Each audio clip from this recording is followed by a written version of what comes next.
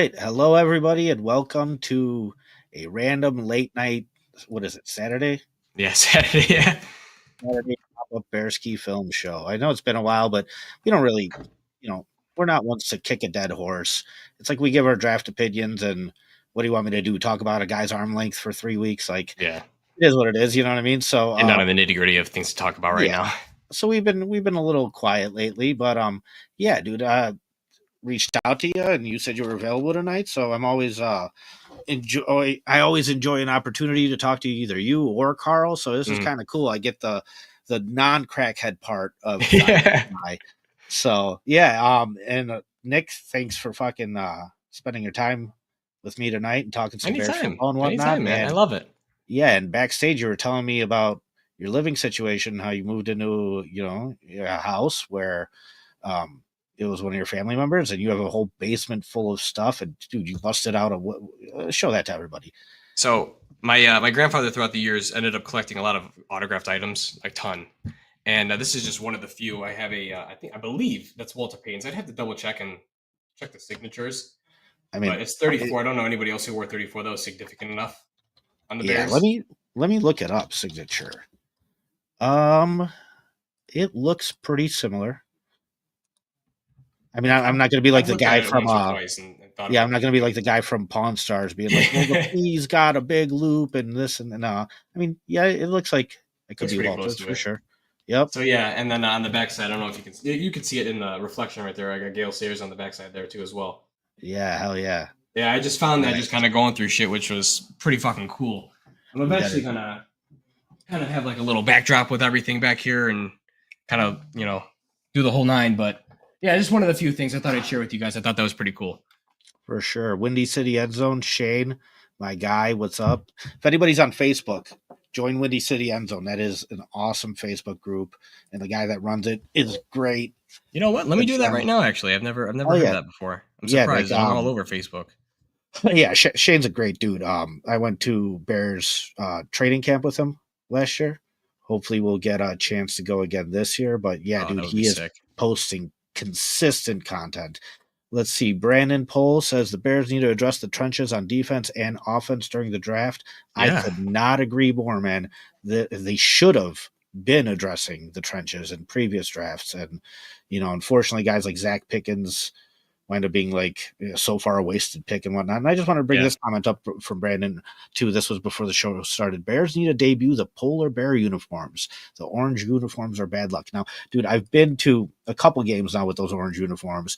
I know I went to the one Washington. I don't know if they were the Redskins still or Commanders, whatever, but the one where Justin Fields threw the ball to Darnell Mooney just like an inch short The at the football very team. end. Yeah, and those were the orange uniforms, I'm pretty sure. And yeah, Caleb wore them against the Texans. yeah, they did.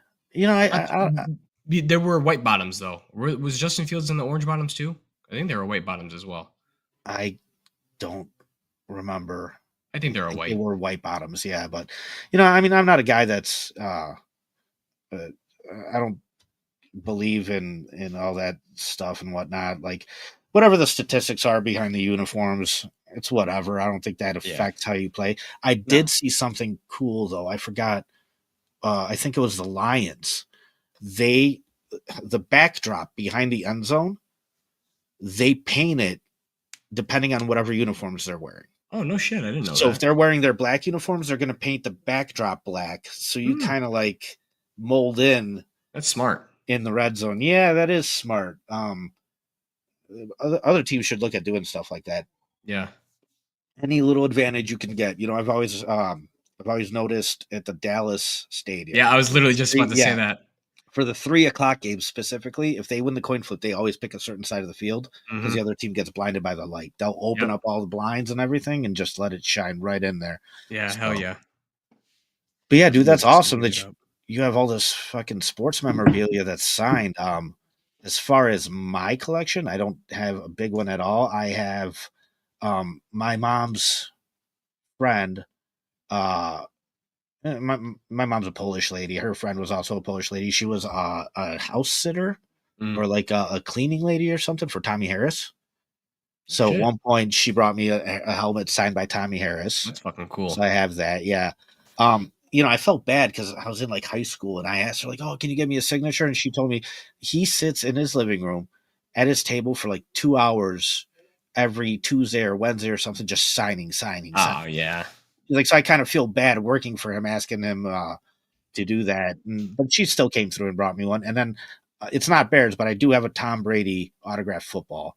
That is pretty fucking Tom cool. Brady, and yeah, one of my friends bought it for me. Yeah. And Brandon, thanks for liking my videos, man. I'm always happy to make them, even if just one person likes them. That makes me happy. So, yeah, dude. But you got a whole basement full of shit, dude. That's awesome from your grandpa. Yeah, Like, I think I have like a Buckus signed jersey or some shit. Jesus, dude. Some other shit. I think I have like Willie Galt stuff like that. And you're just gonna hang on to all of it? Yeah. I think I'm just gonna pass it down to my kid. Have him nice, dude. Kind of relish in that too as well. I mean, I could sell it. I just don't see the. I essentially want to start decorating this entire basement with shit, like bear shit. I kind of want to make this like a Bears man cave thing. So that's hopefully the plan with some of it. So especially if you put a bar in there and whatnot, all that stuff kind of goes good in there. Yeah. You White Sox fan or Cubs fan or no baseball? I really don't care about baseball. Honestly, me neither. I mean, it's hard to watch. If you had to pick, I'm probably more of a Cubs fan than I am a Sox fan. If I had to seriously get down to the studs. I'm the opposite. I'm probably more of a Sox fan than a Cubs fan, but same thing. I don't really do baseball. But my wife's cousin, you walk into his basement and he's a big Sox fan. He's got all the memorabilia and stuff around the bar and everything. It just looks great. It's always a nice little touch. So yeah, I named this show Trading Back Might Be the Best Option for the Bears. And, it's something that we voiced a couple weeks ago and whatnot. And I've kind of heard this story pop up more and more now because, man, this year, like I said, pick 10's kind of a shitty spot to be in. It really is based off what's available and what we need and everything like that. So I'm actually hoping more and more that we do find a trade partner and we are able to trade back. And, one of the things that kind of, this is why I don't like to do mock drafts. And I know Carl, every time I was on with him, he's like, mock draft. Yeah. I said, sure. I did a couple with them, but typically, me and David won't do until like right before the draft. Just because we're not mock draft guys. And it happens every single year. When I did it with Carl, you got one quarterback going top 10. Mm-hmm. Now, it's how it's going to be. And now the conversation is different, man. Like somebody might not even see one for Sanders. You know what I mean? I think the Saints take him at 9. I don't know if you've seen the recent news with Derek Carr. I have. That's a big one. I know that they've also been doing a lot of work on Tyler Shot, whatever the hell, however the hell you say his name. I guess he came in for a top 30 visit for the Saints. So I mean, it's a toss up, but I don't know if I'm one of the few. And correct me if I'm wrong, and if I'm totally hitting out of left field here. I don't want to see Tyler Warren get picked at 10. Yeah. I really don't. I get he's a great talent. I get he might be a top 10 talent. I just don't think that's what we need. And so I don't want to waste something. I don't want to waste a top 10 pick on that. I'd rather trade back, or I'd rather honestly get Genty. Genty be a day one difference maker than at least more than Tyler Warren would be. Or Murray Hampton. I'd rather just trade back a couple spots and just grab Hampton. Well, that's the thing. Trade back a couple spots. If you do that, I'm way more open to gambling on different positions and whatnot because you actually traded back and got some draft capital. Sure. Yeah. But when it comes to just impact players in general, I mean, dude, the trenches, especially on the defense, they make such more of an impact than a tight end will. I mean, dude, what did Brock Bowers do for the Raiders? I mean, he he set a record option. Yeah, dude, he set a record, great. But didn't do a whole lot else other than that. Great, exactly. Dude, this is my argument with wide receivers. Like picking a wide receiver top 10, even if it works out, even if it's Randy Moss. Did he get a Super Bowl ring? No.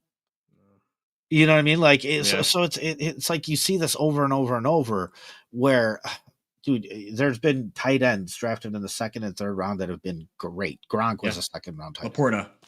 Yeah, exactly. So to me, picking a tight end that high, same thing with running back, man. Like, I can't do it. Like, if you're going to pick, give me the trenches.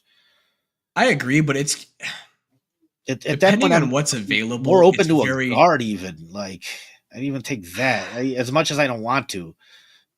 Still, I'm more open to that. my only argument with that is that Genty as a running back prospect is and probably will be better than any lineman prospect that will be available at that pick. That's my issue, is that he's going to be the best at his position and possibly will be the best player available. You know, if the Raiders don't take him at 6, but I also don't see the Raiders taking him, a first time GM, just, taking a running back at 6. When the team needs so much, I see Will Johnson making a bigger impact for that team than Genty does. I know they didn't have a great run game last year, but I mean, you have so many other holes to fill. So it's very tough for me to justify at 10 any other player that is going to be as good as at his respective position than Genty will be, than any other player will be. And I get that. But I think the key word there is prospect. Yeah. And dude, we could do this shit every year. We really could. Like, Patrick Mahomes was what, the 4th quarterback taken? Yeah. Right? Like, dude, and so it's also the situation, though. Such a shit show that, like, even the guys that do this for a living, even the GMs, they don't know. Yeah, I mean, Mel Kiper a long time ago, when he dogged the Seahawks for that draft that they had with Richard Sherman, Russell Wilson, KJ Wright, and they went on all to be great players. And I mean, it's just you never know. You really never know. Yeah, the Seahawks, they got like a F grade. Yeah, I was like, yeah, we're drafting like Bobby Wagner, F minus. Bobby Wagner, KJ Wright, like 5 top tier starters. Yeah, so I always remind myself of that at the end of the day, it is just prospects, and not necessarily the talent you're going to get. Because dude, where did Justin Jefferson get? 18. I mean, I know he was 18. 22, okay. 22. Yeah, see, I thought it was 20s. Okay, yeah, early 20s. Yeah. 22 sounds right to me. And dude, you redo that. Yeah. He's a top 5 pick. Exactly, and there's no question about it. So with all this going on, that's why I'm always more in favor of giving more darts at the dartboard. Yeah, 100%. I think this thing is a shit show. So if you do that, if you trade back, then go ahead. You can sit there and gamble with them because you've actually acquired the pieces to gamble with. Right. And, the more you won't really know what you're going to get until you get these guys at camp. And it's funny because even then you might not even know what you have.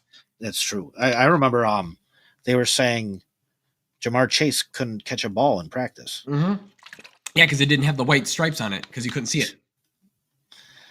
Hilarious. Yeah. No, I mean, you truly never know. We really won't know. And it's just, the only issue I have is that it's going to be kind of hard, depending on who's available, to find somebody who's going to want to trade up for a player. Do the Steelers trade up if Shador's there? Does Shador even fall? Does Shador make it past the Giants? I know everyone thinks that because they got Russell Wilson and Jameis Winston that they might not go Shador and go get Travis Hunter or Abdul Carter if either of them are available, but you never know. I mean, granted, you have to think that this is a GM who's probably on the hot seat, going to get fired after this year, and a head coach, so they have to do something. So it's tough. I mean, it really just depends on who's available. Yeah, the situation definitely plays a part in it too, because if you are on the hot seat, you're willing to gamble more to trade up and make a move that might, extend your lifeline wherever you are. So yeah, it's interesting. And I know the Steelers have been getting a lot of slack for just kind of being in the middle, and it's like, you're not getting anywhere. So yeah, you're going to have to risk something to trade up and try and do something. And I don't know, man. It's interesting to me because I always tell Carl, like, at the end of the day, I guess, I brought up the fact that Tooney, I believe he was a 6th-round pick. Mm-hmm. Trey Smith, 6th-round pick. Well, okay, so when I said that to Carl, Crackhead over here told me, well, no, he's technically a 2nd-round pick, but he got drafted in the 6th due to blood clot issues or something. Oh, yeah. Whatever. And it's like, okay, but he got drafted in the 6th. Right. Like, dude, at this point, give me a guy that, like, I don't know, is an alleged murderer but innocent. Mike drop to Green? the 6th round. You know what I mean? Like if Jalen Carter only fell a couple spots. Yeah. And I don't care about any of that stuff, man. I care about production on the field and give me these guys. I know Tyreek Hill went in the 5th round because he got like in trouble in school and had to go to Division II or something, but the talent was always there. So if you could, but he still is having a lot of off the field trouble. Yeah, he is. But I mean, he's produced like a mother. Oh, he has. You know what I mean? But I think the Dolphins are ready to get rid of him. Yeah, you think they're I think it's just finding a partner who wants him. So it kind of brings it back to like, okay, even a guy like Terrell Owens that jumped team to team to team to team. Yeah. Still produced.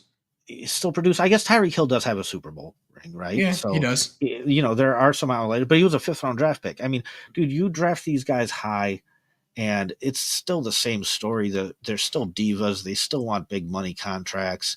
Like you still wind up in a situation where you have to pay them, where you know, they get more leverage than you do. Same thing with running backs, man. And the reason why I feel like the trenches are more of a safer option when it comes to these things is because they're the positions that don't rely on anything else to do their job.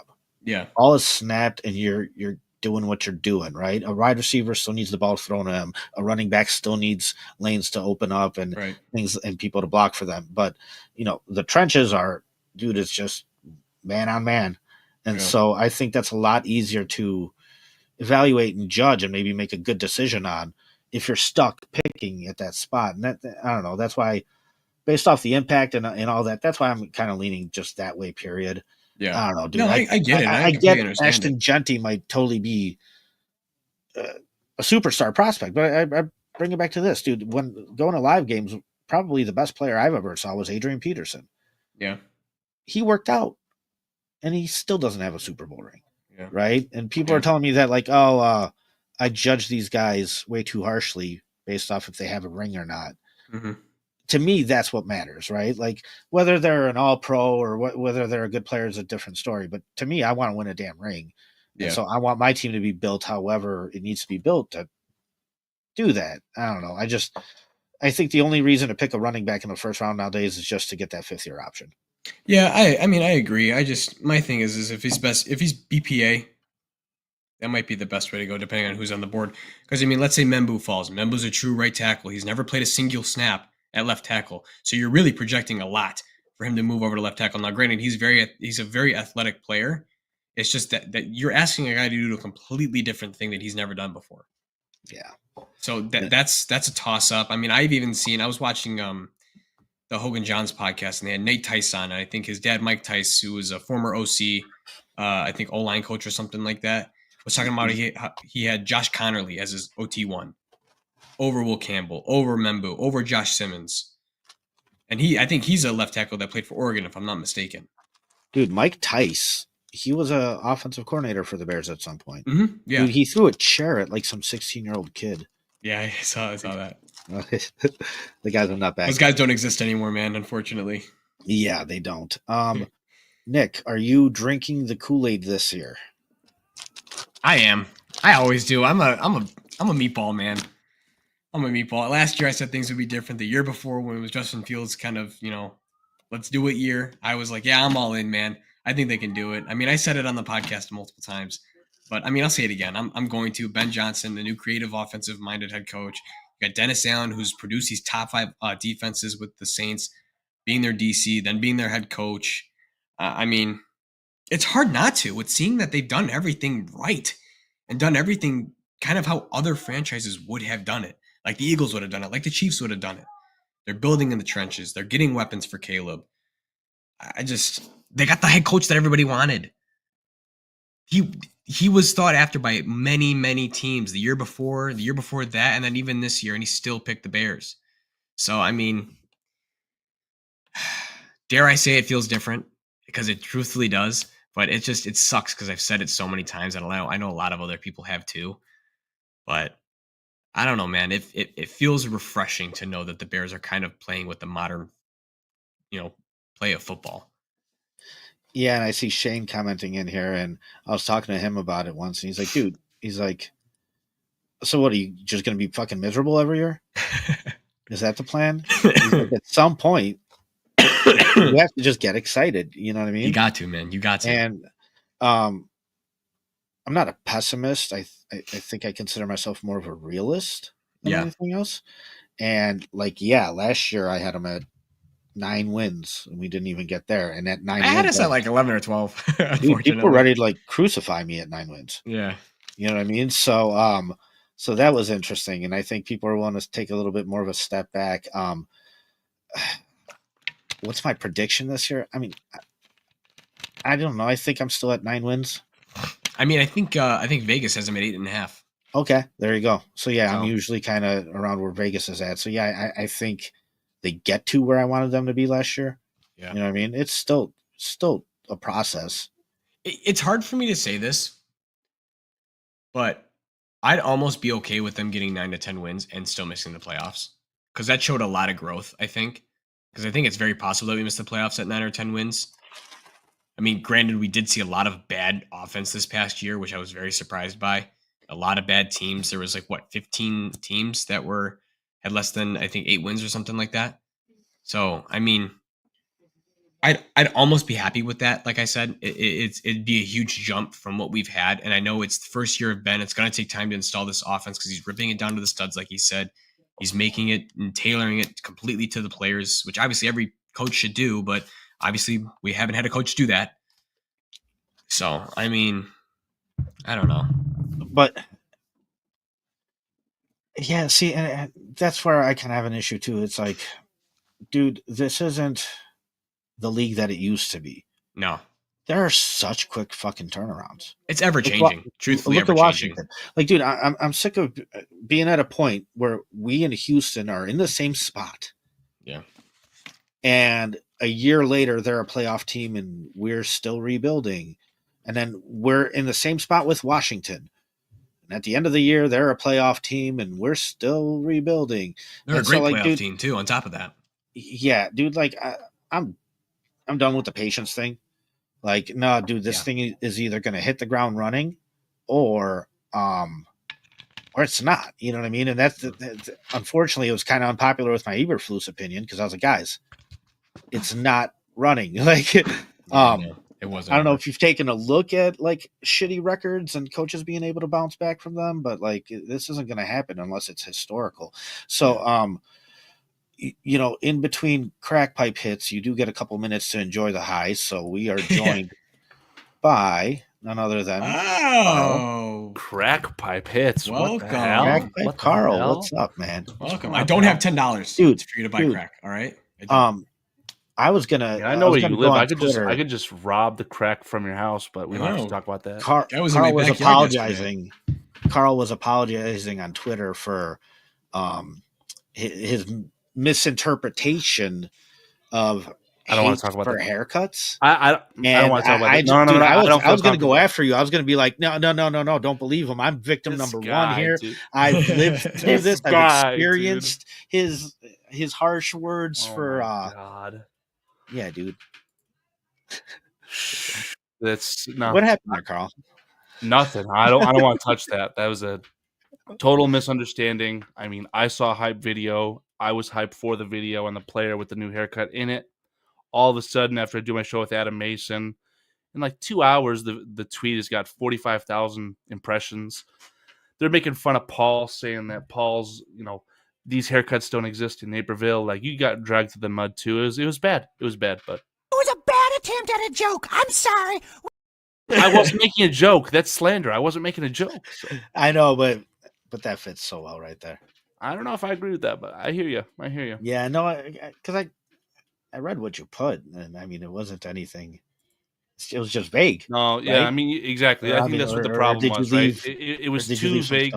Sometimes that's what the best tweets are, though, is that you leave it open for interpretation and people can spin it however they want, and it gets traction that way. But in this case, it left the door open for bad, and I feel bad about that. But if you look at that little series of tweets that I had about it at the end, don't attribute malice to what is easily explained with incompetence, stupidness, whatever you want to say. So I'll leave it at that.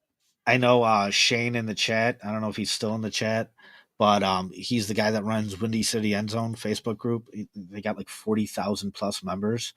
And dude, sometimes like he's posted something. And I've been like, oh, dude, like you're gonna get a lot of hate for that. And he's like, that's cool, and he just responds to all of it because he just likes the interaction. And for him, that's a big positive. You know what I mean? He doesn't matter whether it's good or bad. Attention's attention, Carl. You're not wrong, but in that case, that's something that I actually take very seriously. I don't want there to be any shadow of a doubt in any sense in that, right?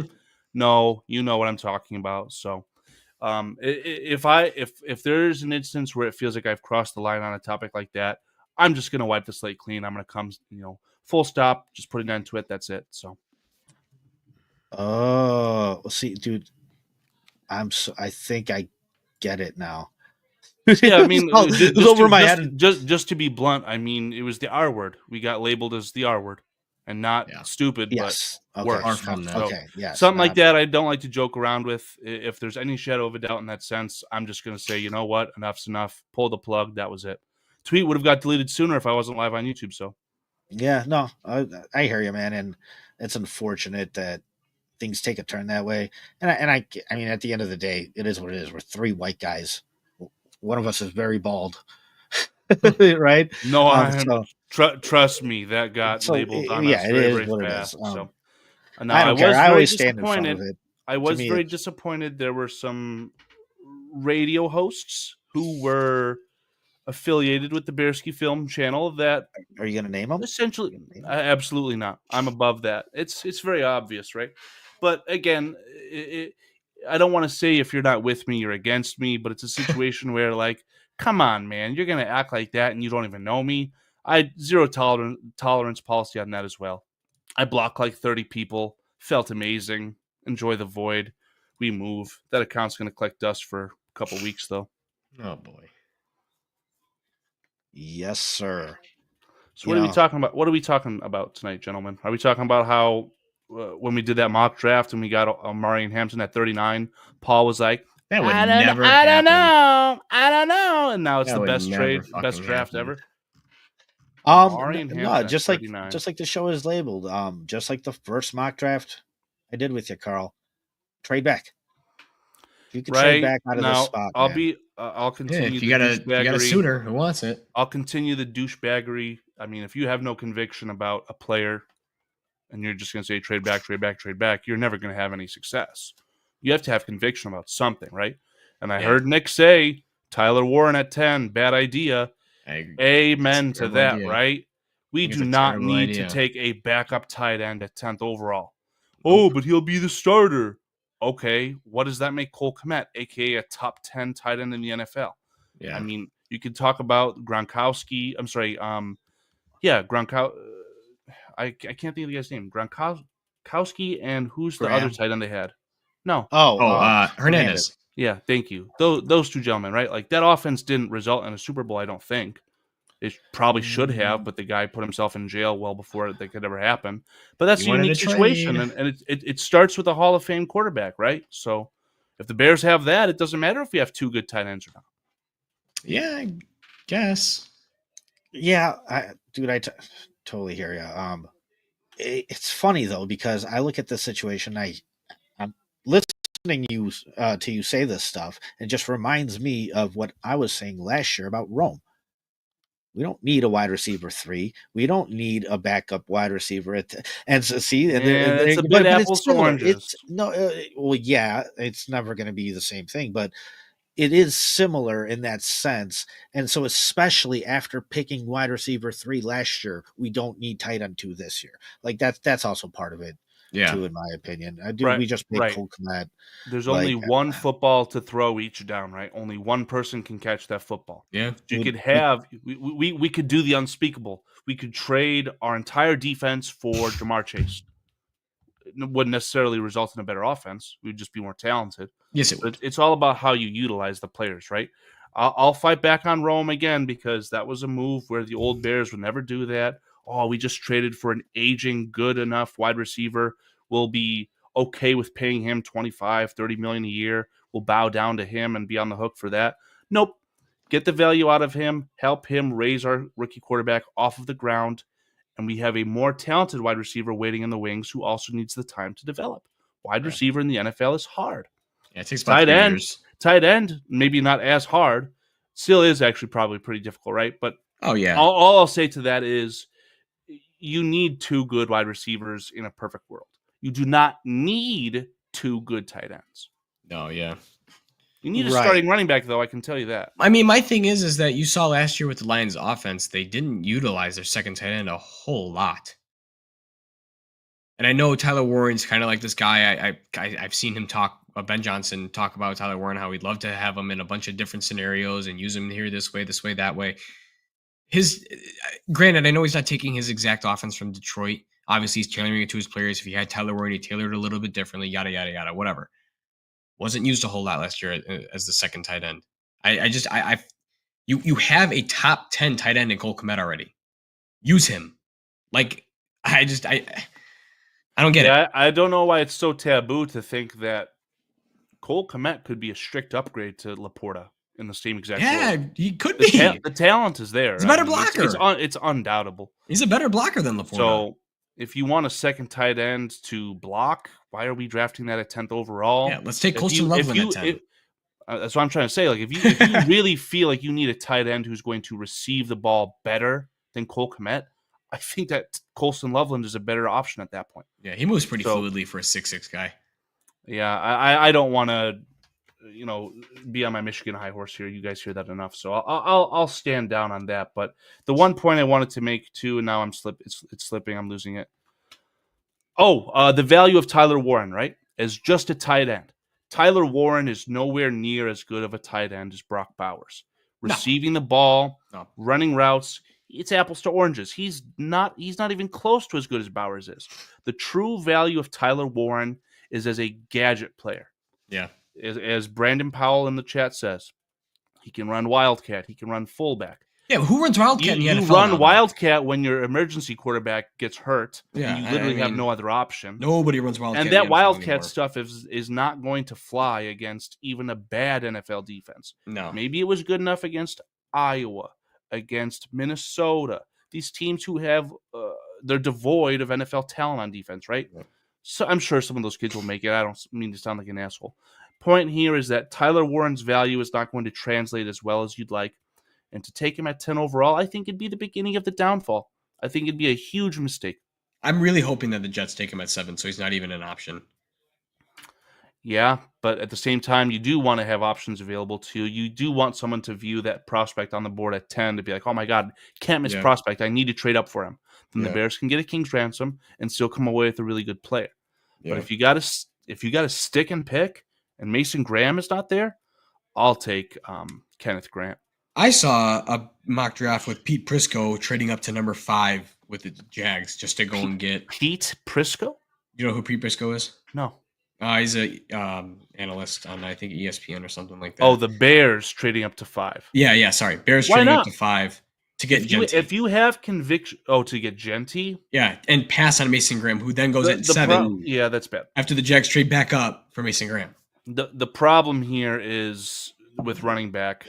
I've been a strong advocate for a running back at pick 39 because that's house money. With either one of your second-round picks, I mean, you have to go. And pick 39 is not the Bears pick. It's the Panthers pick. Yeah. That is house money. They got that in the trade, which included Caleb Williams. Yeah. So why can't you take a running back that high? It'd be amazing. You need a starting running back. And I think that after the top 5, in no particular order, but in a little bit, right? Genty, Henderson, Hampton, Judkins, and Caleb Johnson on the little piggy, right? Yeah, after those 5, I think it starts to get slim pickings really fast. I don't think anyone else could be a starter for you. Can I disagree with you for a second? What's that? I think there's a lot of running backs in this class that can be starters. Like a lot of running class. Damian Martinez. Ali Gordon. The Damian Martinez stuff, that was in a fantastic offense surrounded by NFL talent. Every which way you look at it, right? Well, wide receivers going to get drafted. Surrounded by NFL talent. Right. Well, I guess you could say the Bears are, but are they? Like, we need to see it in practice. So I do think that there's some emergency situation running backs that you could probably get in the 3rd, 4th, 5th round that might be able to help you. There's a huge amount of running backs you get in the 3rd, 4th. But if we're already talking about house money with pick 39, just take Judkins if he's there. I doubt he is. I would love Judkins. Judkins would be the perfect 1-2 punch with Swift. The perfect 1-2 punch. Can I throw a trade scenario at you guys? Yeah, what's up? Do it. Pick 72. Pick 72. Want to mock it up? We could, but let me just throw this at you guys. Pick 72. Okay. Let's say, hold on. Let me space it out first. Pick 10. Let's say Will Campbell falls to us. Great. Perfect. 39. Who's the edge from Arkansas? Landon Jackson. You get Landon Jackson at 39. Okay. 41. What's his name? Derek Harmon from Oregon. I think he's a great, him or Omar Norman Lott. I think either of them would be a great pick at 41. For Paul's brain, an interior defensive lineman. Great run defending defensive lineman. Pick 72 comes on the board. The Jets call you, or you call the Jets. I know where this is going. They want to give you Breece Hall for pick 72. Breece Hall's due a contract next year. Let's say the Jets go Genty at 7. That's the value of drafting a running back, is that you have him cost controlled. Of course. A guy like Breece Hall is going to want to get paid like a top 10 running back in the NFL. I don't think the Bears are ready to pay that just yet. Of course he is. Well, I don't know about a top 10 running back. He hasn't really produced a whole lot. He's been injured. He's a terrible player. I scoffed at the idea of drafting him in fantasy football. I knew that he was a flameout. So, again, it's what do these kids want, right? Like all the money that was handed out last offseason, and now there's literally a running back in the NFL who's making $20 million a year. Obviously, that's Saquon Barkley, but he's in a league of his own. Same with Derrick Henry. But. Right. So if the Bears give up draft assets to acquire the player could be like, well, I've got you by the balls. Not going to play unless you pay me. So I wouldn't do it. And I would assume that you'd probably already have a contract negotiated with Breece Hall before you even make that. Because there's no way you're doing that without. I mean, that's the Jets. There for longer than 1 year. The Jets are one of those teams where there's going to be some fuckery involved with something. Yeah, like that, of course. So. I don't really want to pay these guys. No, I don't want to either. That's why I want to draft one. Yeah, I don't know. You get them for 4 or 5 years. I wouldn't say you run them into the ground because then they're going to lose their value even on that contract initially. Yeah. But at the worst case, he just walks. It's like a David Montgomery situation, right? So I mean, I would not trade for a running back in any of course capacity. Not. Just a scenario, but like I would take Rachel Tootin, RJ Harvey from UCF. Those two guys, I don't know if you've heard me say this, Nick, but those two guys specifically, I feel like are just strict upgrades to DeAndre Swift. Yeah, but adding them to the Bears roster doesn't really help the cause. No, because you need a power back at the end of the day. You need to have a guy who's just capable of being a 3-down back on the NFL. You need a guy who can run through the tackles, who's not going to just bounce, or at least willing to. I know Swift is not willing to run through the tackles, so no, he's not. He very rarely goes towards contact. And putting him being DeAndre Swift in a change of pace role, I think actually maximizes his value, right? I think it'd make him way better. 7 to 10 touches a game. I think it'd make him a better player. Swing passes and screens. Yeah, you're going to get your money's worth out of him. You're paying him $10 million a year. Put him in the role that best suits him, that helps your offense, helps your starlet quarterback, hopefully gets you into the playoffs, and then see what happens. But relying on Swift to be your lead back, 60, that was a bad idea of the touches. Yeah, it's just trash. And then we'll just rotate Rojo in. I would have rather had Joe Mixon last year. Yeah, I mean, Joe Mixon was probably acquired by a team who thought they were a lot closer than the Bears did, right? And obviously those situations have worked out the way that they were supposed to. I mean, look at what the Texans are doing. They're extending their defensive players. They're banking it on. The Texans probably think that they have to win a Super Bowl in 3 years, or they might not do it with the quarterback at all. Then it makes that trade up for fucking Will Anderson look kind of bad. Granted, he's a great player. If they don't win the Super Bowl. No, yeah, he's great. No, I mean, they're giving big contracts to Danielle Hunter, all these things. Yeah, Danielle Hunter was what, a fucking 2-year, $50 million deal, fully guaranteed. And he got juiced up, like, after 1 year, he's getting more money, too. Like, they're just going all in, man. So I'm kind of glad that the Bears are not doing that, because if it doesn't work out with the head coach... Who? Yeah, I think the division they're in kind of matters too. Like, they have an opportunity to sit there and kind of seize that division. Yeah, so that's actually a really good point. That's a terrible division, Paul. Yeah, whereas we are in a very big dogfight here. So, yeah, you kind of gamble too much like that, it could really bite you in the ass. The thing is, if you want to compete in this division coming up this year, you need to hit on like 60% of your picks this year. Yeah, you want to have a good chance at competing. That's also why I don't like the idea of trading down. Is that I think you probably need to draft 3 starters. Can I say something? I've been seeing a lot of analysts come out and say that picks I think 15 to 40 or 15 to 30. My rule of thumb has been 20 to 60 has all been the same, right? That's what they've been saying. That's what a lot of, and that's because of NIL. That's because of the way NIL has been, that a lot of underclassmen are just staying, collecting that $2 million a year that they wouldn't have gotten in the NFL. So yeah, the later rounds are going to be completely trashed. Do you really need to hit on those players? But they've been saying that a lot of the 20 to 60 group of players are all kind of the same exact player who are going to give you the same exact, I don't want to say the same production, but they're going to be somewhat of the same. No, like the same grade. So same prospect. Pick what do the Bears have? Pick 39 and pick 41. It's the same value as pick 20. So right. You could go stupid and say we've got 3 first-round picks. Right. But I think Ryan Poles even corroborated that story to a T, Nick, saying like almost he's grades on after the top 10, everything else through 60 is the same, right? So, and he's been on that NAL thing for the past like 2 years or 3 years. He's been on that. I have to give him credit. He's been on that way before a lot of other GMs have been. And you have to think that far ahead, otherwise you can really get bitten in the ass. And I love that he's been trading all these late round picks. You're throwing shit on a wall and seeing if it sticks with a 6th round pick, 5th round pick, 4th round pick a lot of the times. So I mean, why not deal it for a veteran who's going to give you 1 to 2 years? It's better than getting somebody who's just going to rotate out and go sign a different team or go to be a free agent for the rest of their life. The 4th round they traded for Keenan Allen, I wouldn't have done that over. Okay, hindsight's 2020. No, I'm saying like I agree with the trade. I'm 2020. happy that trade happened, and I would not undo that trade if I ever had the opportunity. I think that Keenan Allen is going to be the reason why Rome Odunze is a star wide receiver in this league. Yeah. And it definitely helped Caleb Williams accelerate, get off the ground, even around a very tumultuous situation as far as poor coaching. Right. But being the coordinator and the head coach. So. Yeah, I mean, if Keenan Allen did anything for the Bears this year, it was definitely helping get Eberflus get fired. Yeah. I mean, he was one of the guys that just was not afraid to come out and speak out. One of those things, like, I'm not going to be here next year, and I've been in the league for a while. Like, this isn't right, guys. This is fucked. Yeah, it helped accelerate the development of the people that matter. Yeah. Yep. Yeah. And he set a standard for the rest of the players, and you could use them as an example for how it should be. Right. Yeah, I mean, you're going to get that from a 10-year guy, 10-year vet. Yeah, he's at the point where he had to leave the team he wanted to play with, and probably felt he could have won a Super Bowl with because he needed his bag, right? He deserved it. All that production culminated in that money. He needed it.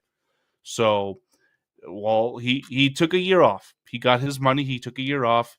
The likelihood of him going to, I don't think it's the Rams anymore because they did all their shit with Devontae Adams, right?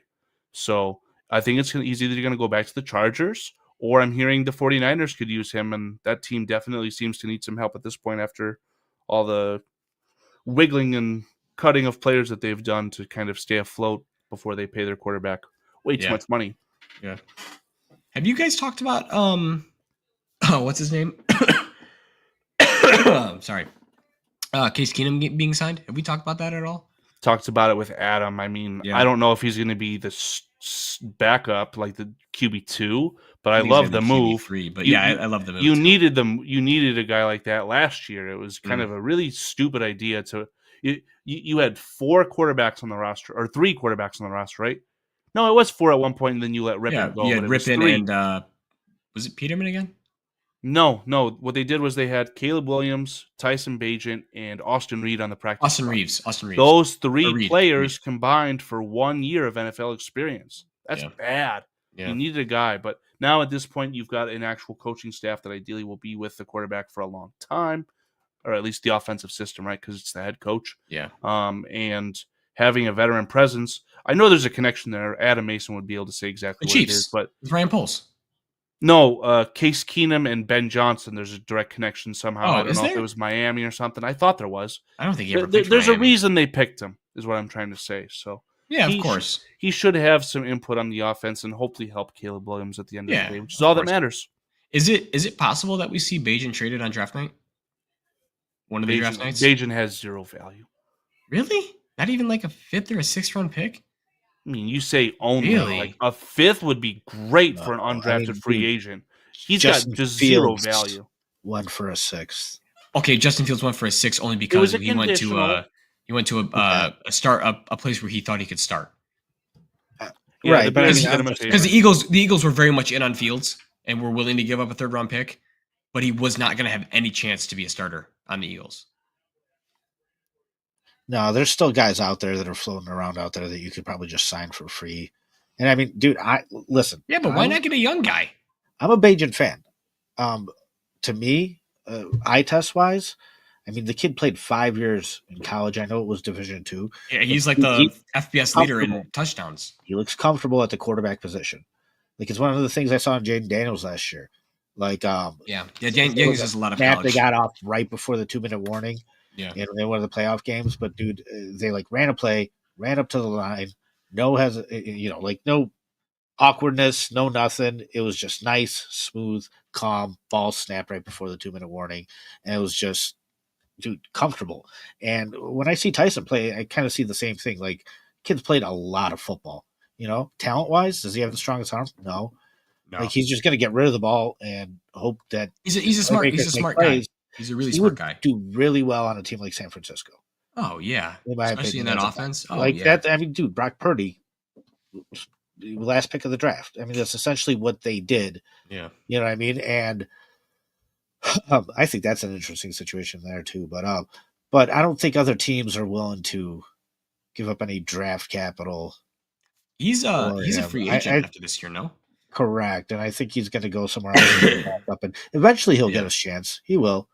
You know what I mean? And if he strings together some wins, maybe. I think he's got to rely on an injury, though. That's the only thing. Pretty much.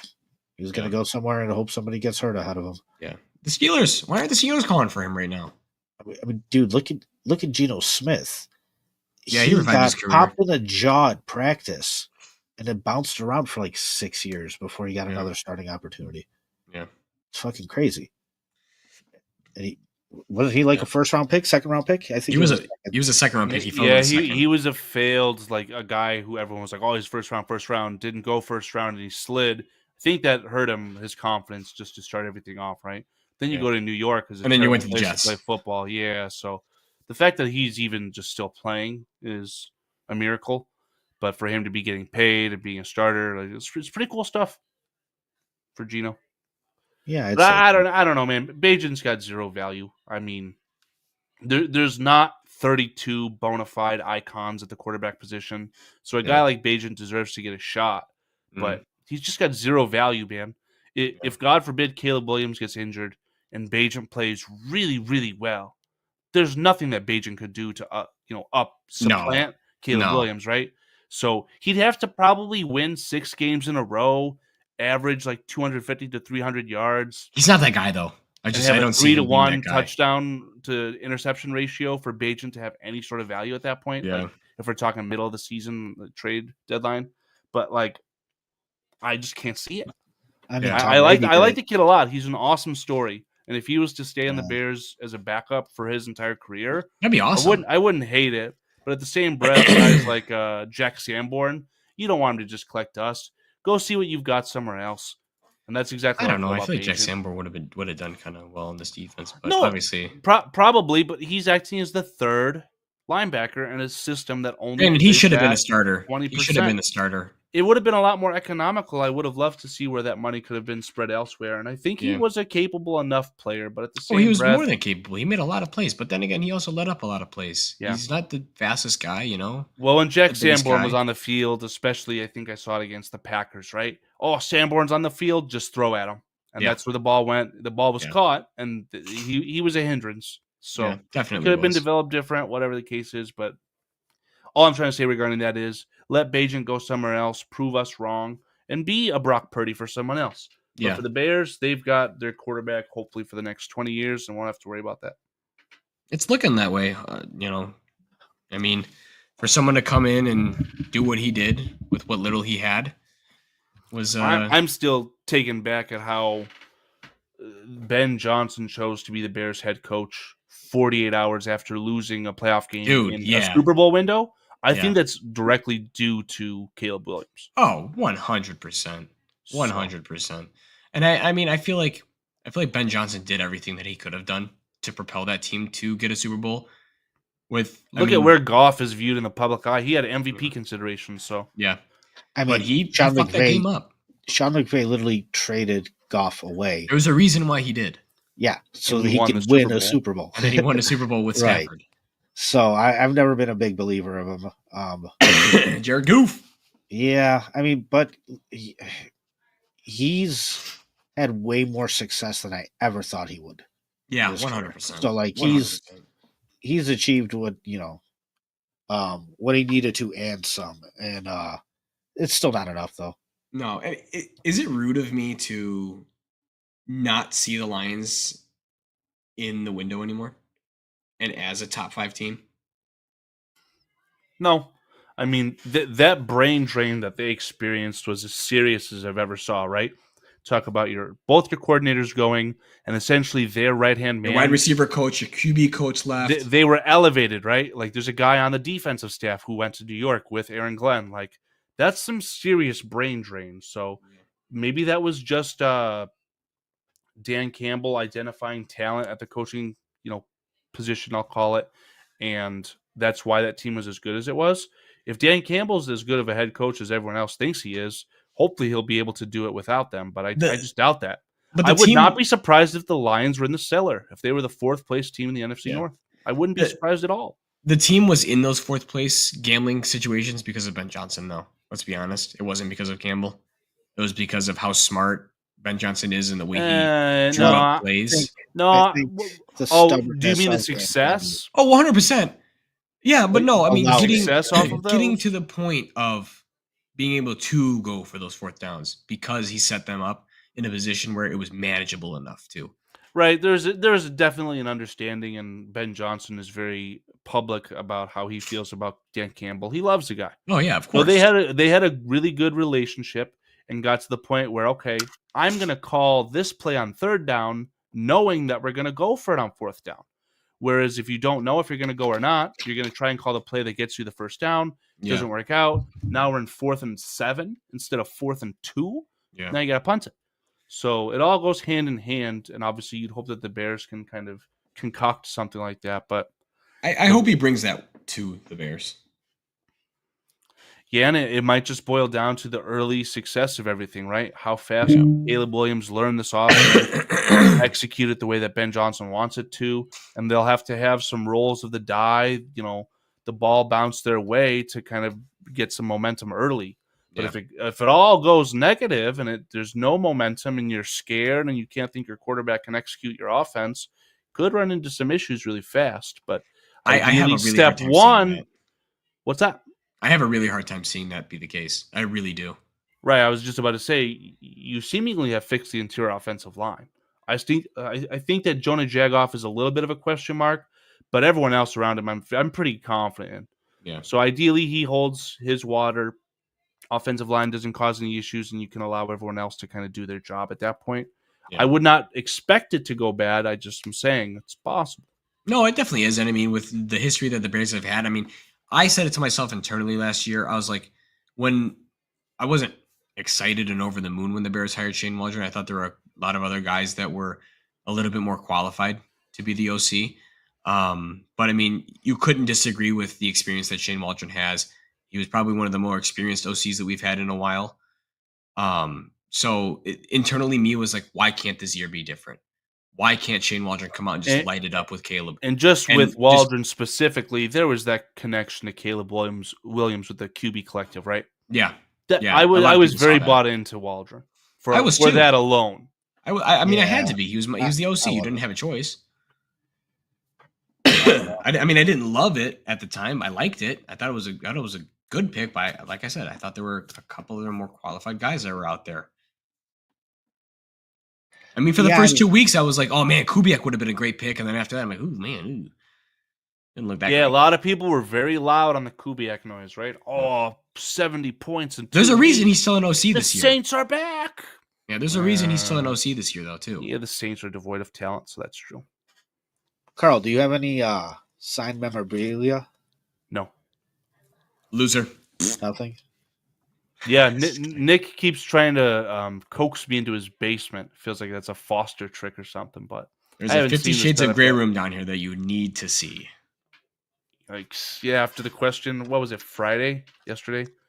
Said, come over and do something. I was like, what the Man, what are you talking about?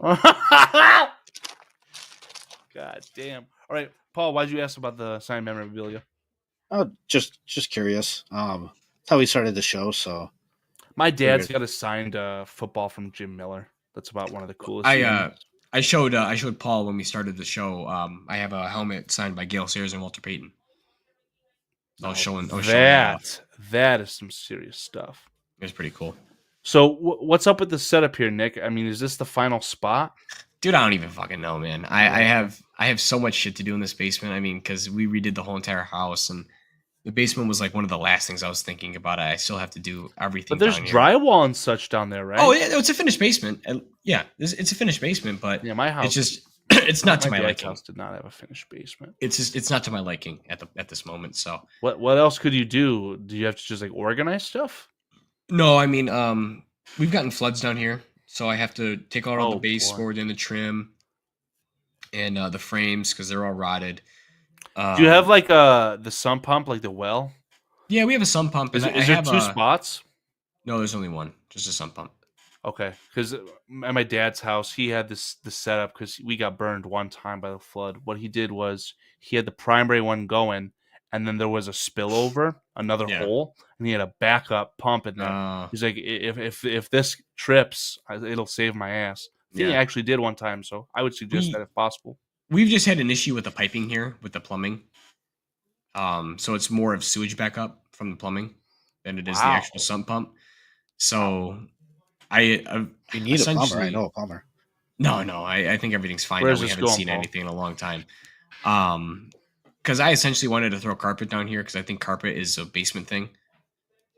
Would have loved that, but it's not feasible with the flooding that's happened here before, and I don't want to be picking up shit and toilet paper out of my carpet and then rolling that scrumptious wet carpet up. So it's tiled down here. I just need to redo the baseboard trim and I need to repaint it pretty much. And I'm just debating if I want to do a projector, if I want to do a TV setup, this and that. So I'm just see something to it, right? I don't know if that's a window or a TV. No, this right here, this is a TV. I've got a TV on the wall, and then I have a fucking window back there, which I don't know. I would just copy Nicholas Moriano. We need to have you be the real Nick of the Chicago Bears YouTube scene. But he's got a nice little it's a sleek, thin shelving unit. Oh yeah, that's nice. He fills with shit. You could put all your memorabilia. I have thought about that, and there's a finished bedroom down here. I have thought about that and going in there and doing that, but I just feel like it'd take a lot of stuff to do, and I don't know. I don't even know where I'm at with doing everything down here. This is like I'm not worrying about this for like another year and a half. I just don't have the funds for it right now, unfortunately. I hear. You just rob a bank. You could rob Paul. I could. I thought about it the other day. Yeah, let's end this pod. We'll just go rob Paul. All right. See you guys. Yeah, I was running. Stay on the podcast, Paul. We just wanted them to see. Yeah, just I'm in stall. in an unfinished basement. I mean, dude, if I take this tarp down, it's not going to look pretty. So no. No. But yeah, I don't know. I've flooded way too many times. I got a funny story when I was at my mom's house. Like the block would just dip right there, and the water would always start piling up right in front of her house. Yeah. And I was in the basement, and I was sitting on the floor playing PlayStation, and I had a new dog, and it was in a kennel, and it's going nuts. And I yelled, like, go to sleep or something. I keep playing, and I just feel my ass start getting wet. Oh, man. And I look, and I just see the water coming, right? Like, it wound up being a good shin deep water that time. Holy shit. Yeah, it was a crazy flood. So I get the dog out of the kennel, let her run upstairs, put the kennel upstairs, go back down. I'm carrying the dog food as I'm going up the stairs, and it just got lighter and lighter. And I look back, and I just see the dog food just spreading throughout the basement. Dude, that shit got puffy and wet, and then it got stuck in every little crack. It was a fucking nightmare. It was terrible. But yeah, like a half a bag of 50-pound dog food just... Fuck that. 2 sump pumps, if you're listening to me. 2 sump pumps. You got to have a backup. Yeah, it didn't matter over there, but honestly, you should have a generator too, because like if the power goes out, you're fucked. So yeah, I have a watchdog, and I think I need to invest in a generator for that. What do you mean a watchdog? I don't know what that It's is. like a backup sump pump, just in case. Yeah, it's probably exactly what my dad has. So, yeah. Yep. Generators aren't cheap, though. It's my understanding.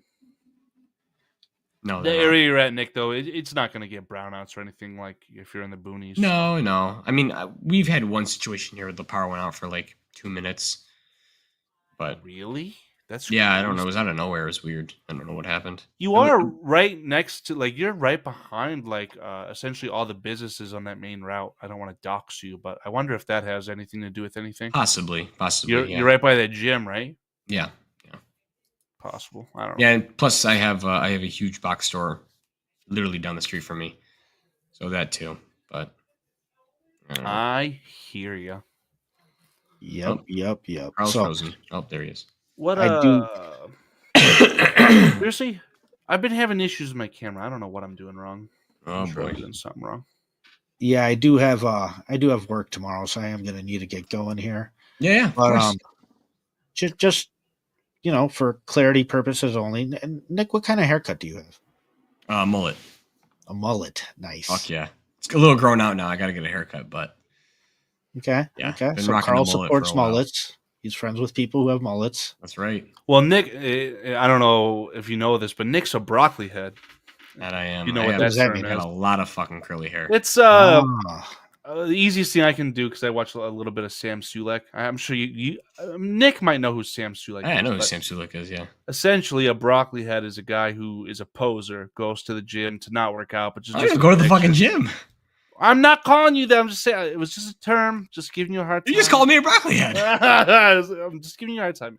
Just giving you a hard time. No, I got really fucking curly hair. So a lot of people used to call me broccoli head because it would always sit really fucking high because it gets fucking. I don't like to put product in my hair, so it kind of poofs up. And it's like a fucking sponge. Neither does Paul. I get it. I wouldn't want to if I was him either. Actually, feels nice for the little hair I do have. Uh-oh. I would trade, Paul. I would trade with you in a heartbeat to have a beard, like an actual beard. And be Really? bald. 100%. I don't know.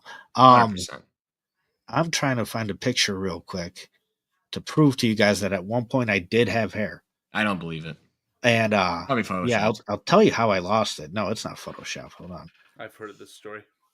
Have you? I don't want to. I haven't heard it. Repeat Wasn't it Halloween? I It haven't was heard it. Halloween, and I went as Blue Man Group, Oh boy. and I shaved my head, and it never fucking grew back. No. Yep. With a razor, like a Yeah. like a regular razor, or like a Yes, electric sir. razor. So here, hold on. Wow. Boom. I would have just put a fucking skin cap on. That's me with hair. Holy shit. Looks like David a little bit too. You have heterochromia? That one is photoshopped. I made my one pupil bigger. Oh, I was gonna say, do you have heterochromia? No, but yeah, definitely had hair. A lot Damn, of it. that's crazy. Blue man curse. He's doxing the Facebook guys. Pull it. Oh, sorry. Yeah. So Well, unfortunately, just never ever came back. And yeah, and I used to put a ton of product in my hair all the time. So Listen, man, I don't mind donating sometime if you need any. We can always just take like glue and just I don't know, man. Like I could go Or a the hair Urlacher transplant. route. You know what I mean? I could get them to fucking Go to take Turkey. hair off my ass. let's go to and put it Turkey. on my head, and Ah, $6,000 I'll all inclusive. I could I'll do my probably hair ask for to you. be a broccoli head. Like Nick's if I the wanted donor. curly hair, you know what I mean? Nick's the I'll be a donor. donor. It's like what's that? Not to like make a joke of it, but like what's that cancer drive that they do where people donate all their hair? Baldrix, St. Baldrix. Was it At Jackass? that point, where you they have to put all their shave your pubes on head. there? Yeah, make the a pubes. wig out Yeah. of it. Yeah. They made a Oh my beard out God. of it. Oh my god! Oh my god! Yeah, that would be fucking funny. This hair that Nick donated is extra curly. Well, Paul, I want to know: do you have any conviction yet about any player in this draft? Oh, now we got to start talking about players. after No. we talk about pubic Paul hair. said he wants Well, to whatever. end this, but he said let's No, I let's know, trade I know, back. Let's I trade know. back. I want to know if Paul has any conviction about any player for the Bears. Give me your top 3 players if they fell. You take them. Heartbeat. Oh Jesus. But realistically, like it can't be like, oh fuck, Abdul Carter. I just asked for one. Honestly, like I feel really good about Mason Graham. I just don't see him falling though. No, I don't see him falling. No, but there's a situation where he could. I mean, people are talking about short arms, whatever the case is, right? So if that's Paul's guy, I feel like I helped him get there. That's amazing. Yeah. But I'm in agreement. I heard you earlier. You said trenches. It feels like that's what they have to do. Yeah, and the thing with Mason Graham is when I was just trying to, pull up highlights and whatever, dude, you can't really find much bad on him. No, you can't. I think he's like it's really tough to find any bad tape on him. So got a very high floor. Yeah, exactly. Tackle. And like I was telling Nick, I think the draft is a shit show. So the high floor to me is big. Like I want to know that at least I'm getting this. You know what I mean? And to me, that's important. So obviously, I know that you said trenches. So I think if there is an iconic left tackle in this draft available at 10, I think that Paul would be okay with that. Paul, correct me if I'm wrong. But the big thing that's going around with one of the best left tackles is Will Campbell. Is his arm length. He's got short arms. Is that something that you take a lot of stock into, or do you give a rat's ass and just care what the film says, or both? So, to me, it's interesting because, dude, you can only go off so much, right? Like numbers wise, you can really you measure everything. Anything you can get a value on, you can actually compare to other people. But I always say there's a lot of unmeasurables. You can't measure leadership. You can't measure effort. You can't measure mentality. You can't. There's a lot of injury, health. There's a lot of stuff that it's really hard to like put a number on. And I always say too, like I don't necessarily want a guy that's reached his peak yet. I want there to be room for progression with these guys too, and I want the coaches we have to be able to progress those players, right? So I look at a guy like Russell Wilson who went in the third round. Why? Because he was too short. Or Drew Brees went in the second round. Why? Because he was too short. Or Tyreek Hill, even though he's got 20 babies, went in the fifth round because he got in trouble for some dumb shit. Carl wouldn't take Jalen Carter. I would take Jalen Carter in an instant. I don't care about whatever. We can beat that dead horse. I will beat that dead horse. Sure, and time will tell too if he winds up being that. Honestly, I watched Jadeveon Clowney be called a prospect like no other. Once in a generation type of defensive line player, and then I watched him bounce around 4 or 5 teams. Wasn't he a first overall pick? He was good for the Texans. My point was going to be that the Eagles have already hit on Jalen Carter. That's over. Like if he retired, it was they didn't need a lot for him. They didn't need him to do a lot. He's got the ring. Like that's all that matters. Like they won. What I'm saying though is like it's so hard to have any real conviction about any of these guys year to year, in my opinion, because dude, sure they could. Okay, I go back to the Mitch Trubisky draft, right? Deshaun Watson was clearly the best prospect for that quarterback class, right? Like if there was any smart choice to make, it would have been him. Mitch Trubisky was the unknown, right? Patrick Mahomes had a high ceiling, but even with Deshaun Watson getting drafted, throwing for 4,000 yards his rookie year? Yeah. Okay, so then his sexual deviant tendencies come into play, and all of a sudden he can't play football and this and that, blah, blah, blah. So those things you don't know about. He could be a great player. He could produce. He can go out there and do what he needs to do. And then at the end of the day, if he's a piece of shit, then that still can affect it. You know what I mean? Yeah. So it's not just about what you can put numbers on, but that's where these guys are going to get drafted. That's where these prospects are going to land. It's going to be based off the things you can, I mean, I know they do the research and the psychology and the, the history of these guys and all that stuff and whatnot. But, to me, it's just how it plays out. I don't know. Like, dude, Jason Kelce. 6th round pick. 6th round pick. And look at the leader he was on that. the things he did for the Eagles offensive line over the years was, yeah, way overvalued. I know Carl doesn't like to admit it, but even Tootie was a 6th-round pick. Yeah. But like you hear about the leadership stuff, you can't tell that when you're drafting him in the 6th round. You can't tell that Tom Brady's going to become a nut and become the hardest, you know what I mean? Progress to become one of the best, if not the best quarterback in the NFL. Like, yeah, all that stuff's unknown. So you're going to draft these guys and you're going to, mock them based off the things you can count. You know what I mean? Like Mitch Trubisky went where he went because, well, fuck, man, he looked like a quarterback should look like. a lot of people had him as a number 6'4". No, yeah, I wanted to push back on that. Check, like, I mean? The only reason that Trubisky, I guess, wasn't considered a surefire thing was just from the small sample size. But that small sample size was better than Deshaun Watson. He was consensus number 1 quarterback for a lot of guys. I think the issue with Trubisky specifically was the trade up, right? If you have 2 quarterbacks there that you're comfortable with, maybe they weren't comfortable with Watson. Maybe Pace did know that the guy had some bad shit, which clearly happened. So the issue with Trubisky is that the guy that was the most raw but had the highest ceiling wound up going to a coaching staff that got him to that ceiling. Yeah. Right, but everybody at the same else breath, ahead of him now looks like an idiot. I don't know. I don't mean to rehash the old stuff, right? But if Ryan Pace said, "Hey, I've built a championship defense. I just need a good enough quarterback," the only issue I have with it is the trade up. You'd want that guy to fall to you and just take it what it was. I don't know exactly what they gave up to get him just 1 spot ahead, but it was way too much. And Pace, unfortunately, did that mistake over and over and over, and that's why he's no longer a general manager in this NFL. Well, I shouldn't say that. He might be the shadow GM in Atlanta, but I'll digress on that.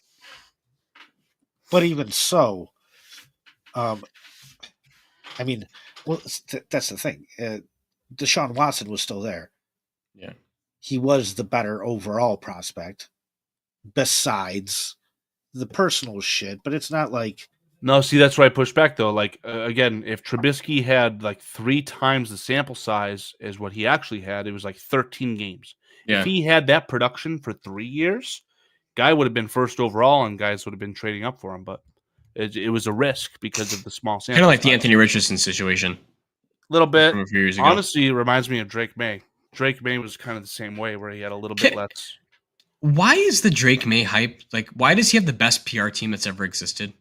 He's a good quarterback. Why are we watched it live. We watched it live. He did good against the Bears. He's a good player. Okay, great. You did great against Matt Eberflus's Bears in Week 9. Hey, the defense was fine. I mean, they had a terrible, terrible game right after the Redskins incident. I get you, but I mean, but from the sample size he had, it was, dare I say, mediocre. I think it was a bit premature for the Patriots to trade away Joe Milton. 100%. I think the Cowboys won the shit out of that trade. Capable. Yeah, that opens the door for the Cowboys to do something insane-o wacko on draft night, which is to trade Dak Prescott to the Steelers. But that's going to be hard, man. He has a huge cap hit. He's like $60 million. But the Steelers, I mean, talk about a middling franchise. You're going to trade up for Shedeur Sanders. Rodgers is going to go there. Yeah, but then he's got you by the balls, and best case you get 2 years of good play out of Rodgers before literally stuff starts falling off of his bones. Year. Right. So they need to make a move if you're the Steelers, otherwise Tomlin's good. Didn't Tomlin get an extension, or was it the other guy in Baltimore? I can't remember. Harbaugh got an extension. I mean, Harbaugh's been a great coach over there in Baltimore, so I don't blame them. It's just Lamar hasn't been able to get over the hump. Well, let me pivot to what I asked Paul. I just wanted to know, Nick, do you have any conviction about any players in this draft? Hate me. As it pertains to the Bears. Yeah, hate me. Ashton Jeanty. If he's at 10, I think he's a no-brainer pick. See, I would prefer Jeanty than Tyler Warren, but... Yeah, I'd prefer Jeanty over Tyler Warren. I don't like a running back. Shoot me if I'm wrong. I would love Jeanty over Membu. I don't think Membu upgrades this team at all. He's a right tackle, and I don't like the idea of putting him at left tackle when he's never played a snap, and I don't like the idea of moving Darnell Wright over to left tackle. Yeah, that's what you do, right? You draft Membu, put Darnell Wright at left tackle. I hate that idea, But if Membo is just this iconic right guard for you at 10, I guess he's a shoe-in Hall of Famer. The problem there is that you paid Jonah Jagoff. You actually extended him. So I don't know if you can draft depth at 10. That sounds asinine. You can't. And I mean, yeah, granted, if you come back in 2-3 years and he's a Hall of Famer, then you're like, oh, great, that was the smartest pick. That was the smartest pick ever. You guys all just laughed at us, like kind of we did with the Falcons, and it ended up actually working out for them last year with picking Penix and still paying Kirk Cousins all that money, and and the way that's kind of worked out. But it's just, I made this argument with Paul earlier. I've made it with you on Twitter a couple times, and I just think that whatever is going to be available, granted that's Will Campbell's off the board, that's Mason Graham's off the board, he's going to be the better prospect at his respective position than anyone else will be at that is available on the board or on the pick number 10. That's my way of looking at it. Yeah, the only thing I'll try and give you on the running back debate is that I feel very strongly that there's a big drop off after the big 5, and I don't even know if Caleb Johnson is that good. He probably could be, but I don't know, man. If you don't get one of these top 5 backs in the draft by pick 39, 41, now we're in a pickle, in my opinion. So if it's Genty at 10, the good thing is that the Bears, in my opinion, have positioned themselves to draft best pick available, which is the only method you should ever do. You should never bypass elite talent just because you have a need at something else. I don't like that idea. And Paul, I wouldn't even mind. Let's say they do go Genty at 10. I wouldn't even mind if they traded back into the first round to grab Josh Simmons in the late 20s or early 30s. Don't get me started on Josh Simmons. Paul, you don't like him that much. At the risk of embarrassing myself, even though I do that every single time I talk, Paul, do you have any idea why J2K likes Josh Simmons so much?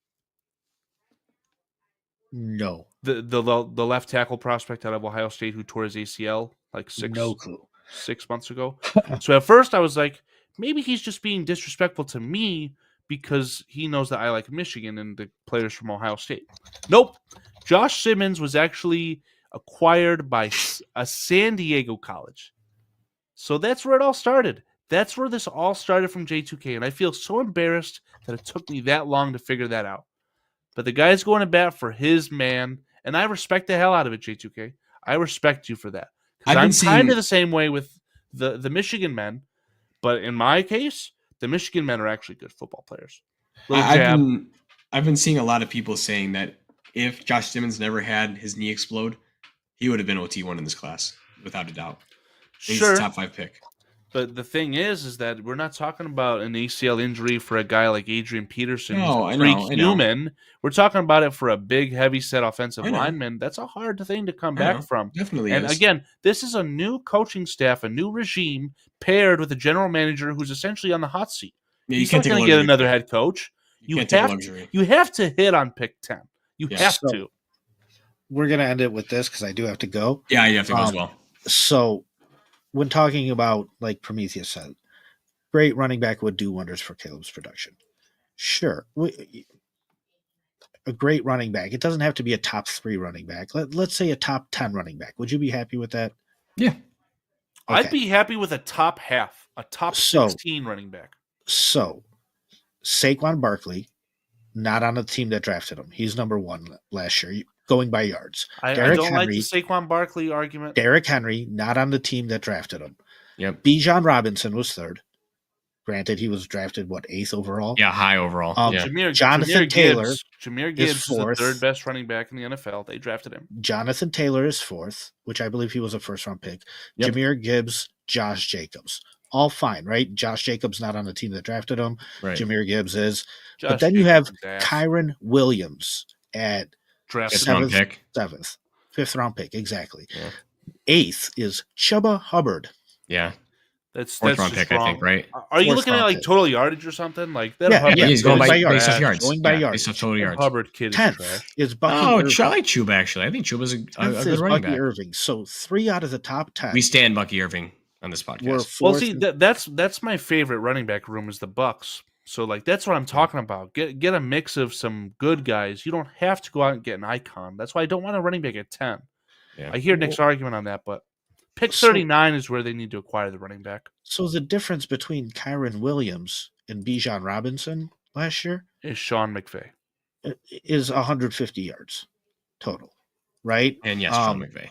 And we're not factoring in situations, anything like that. Sometimes you have to, though. Touchdowns are both at 14 touchdowns. Right. That's why I hate the Saquon Barkley argument, right? Because they chose a terrible quarterback over a running back.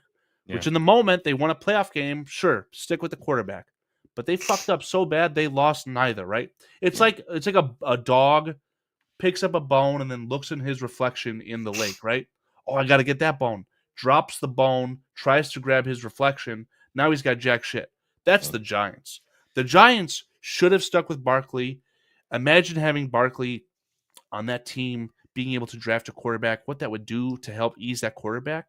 Yeah. They fucked up royally, so I don't like that argument. And the Eagles got lucky because that's where that running back grew up, went to college, was probably a fan of the Eagles. Barkley should have been on the Bears. Yeah, I mean, and it's hard to make that argument where you're like, oh, Saquon not on the team that drafted him, Derrick Henry not on the team that drafted him. Look at the teams that drafted him. The Giants, terrible, dog shit. What did the Titans do with Derrick Henry? Nothing. No, if it wasn't for Mahomes, they were actually the kryptonite to Mahomes. They were winning playoff games. The Titans were a good team with Henry.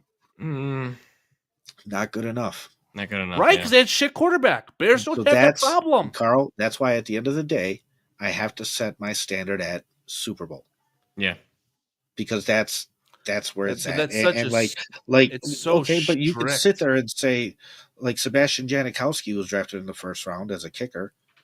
He had a fucking tremendous career. Was it worth the first round pick? He seriously? Yeah. Jesus Christ. Was it worth the first round pick? Yes. Some might say yes. See, some might say yes. I would say he doesn't have a ring. So at the end of the day, no. God damn it, kicked in the Super How Bowl many quarterbacks have won the Super Bowl? I bet it's like 20.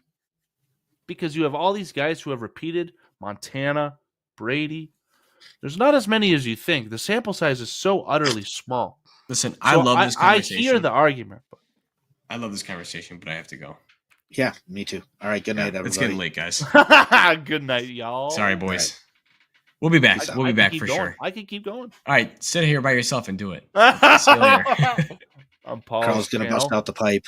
Go ahead. We want to see you do it live on stream. Bro, no balls. I don't know where this came from. No balls. I don't know where this came from. All right, boys. Good night.